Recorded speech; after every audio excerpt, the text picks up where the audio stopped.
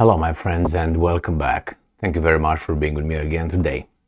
I made a video a minute ago with Zelensky confirming in a very symbolic, metaphoric way the loss of Bakhmut, and together with some articles telling us what actually happened in Bakhmut, and articles from the other side, the good side, if you know what I mean, and they're still not ready to admit it 100%. It's like a party that it's ending. A lot of people have started leaving, and so on. But you have one guy who just dances over there and still has a high.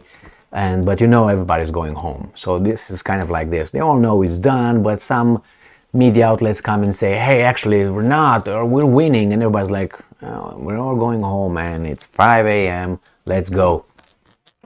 So that's one thing. But this thing right here that I have an article here ready for you, tells us a totally different story of what happens in Bakhmut. Instead of saying, well, that's not true, maybe, this and that, could be, might be, and so on. No.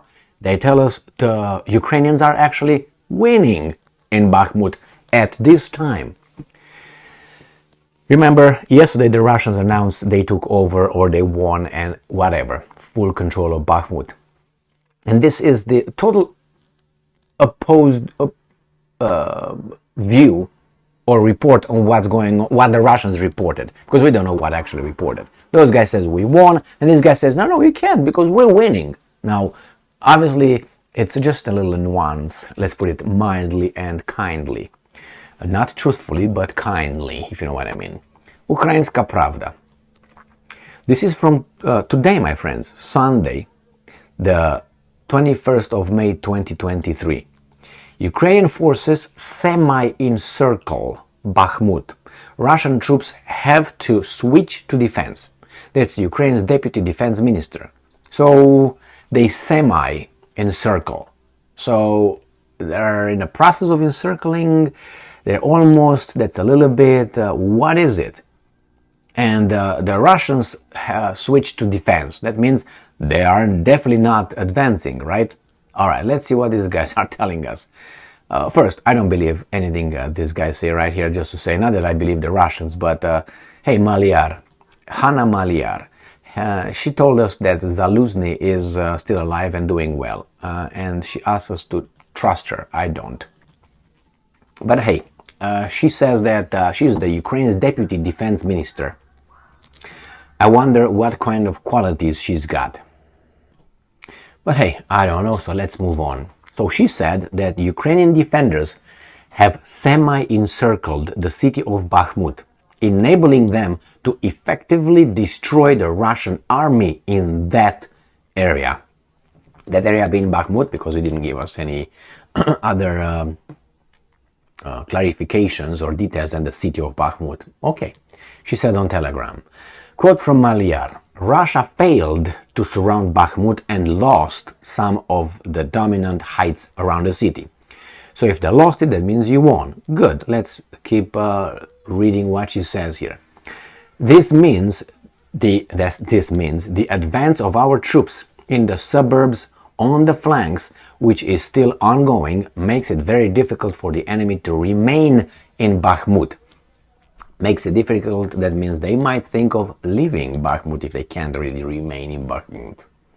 Our troops have semi-encircled the city, allowing us to destroy the Russian forces. Therefore, the enemy has to switch to defense in the part of the city it controls. Okay. Maliar stressed that Ukrainian troops remain probably in control over industrial and infrastructure facilities and the private sector in Bakhmut's Litak area. Background. Russian troops have completely destroyed the city of Bakhmut, Donetsk Oblast, but Ukraine's defense forces continue to hold positions in the southwestern part of the city, said Serhiy Cherevati, the spokesman for the Eastern Group of Forces of Armed Forces of Ukraine. This guy did not get a memo that Prigozhin said they already took control. maybe not. It's okay. We're going to find out by tomorrow night. I said give them 48 hours, and that will be probably tomorrow night, or let's say Tuesday morning, when these guys are going to start saying, yeah, man, we lost, but it doesn't mean anything. Doesn't mean anything. Anyways, when she says over there, or when they mention over there, actually, in the background, they say, background, Russian troops have completely destroyed the city of Bakhmut. I would have this question to ask. Why?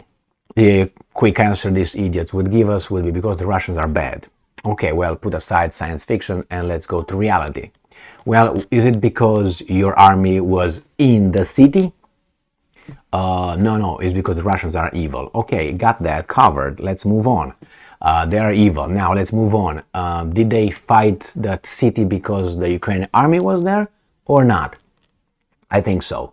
I think the Ukrainian army, if the Ukrainian army would have been outside the city and fight outside, the Russians would not have mowed down the city. Now, I'm not trying to take the responsibility from the Russians. I'm just trying to kind of, you know what I mean, spread it a little bit. Because if I decide to fight you in my house and I shoot from my house, what are you expecting from the evil guys to do? Yeah, you're defending your house. Yes, you are the victim here. But you choose where to fight. You are the one, not them. You could have waited outside and say, well, let's fight. Or you could have waited behind, in the yard, or maybe somewhere else. But you were in the city. You wanted a guerrilla kind of war in the city, like Berlin.